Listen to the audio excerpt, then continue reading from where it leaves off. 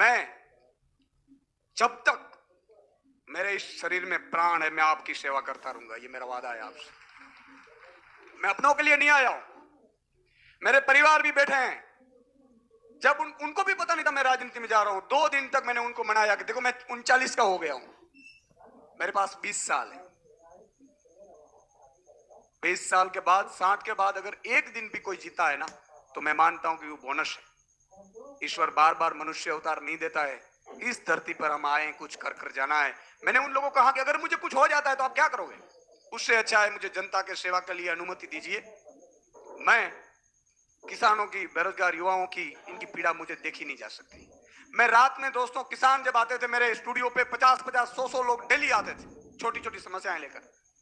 सब तो मैं करवा नहीं सकता था, सरकार थी दूसरी, लेकिन रात को कभी मैं रो पड़ता था। मैंने रात को, मेरे पेन और बुक मेरे पास रहती थी। रात को 3-4 बजे जब मैं उठ जाता था तो मैं लिख लेता था, एक पॉलिसियां लिखता था। Health policy, education policy, anti corruption policy, agriculture policy, किसानों के लिए क्या कर सकते हैं, ये मैं लिखता था। और मैंने पॉलिटिकल पार्टियों को भी बोला कि ये आप लागू करिए। कोई ने नहीं माना। तब मुझे लगा कि जब अरविंद जी का फोन आया कि सुदान, तेरी गुजरात के वासियों इंतजार कर रहे हैं आप जैसे लोगों की, और हम अगर अच्छे लोग राजनीति में नहीं गए ना तो ये लोग लूट लेंगे। मैं किसानों को वादा करता हूं कि आपका भाई आपके लिए अब तक टीवी में आवाज उठाता।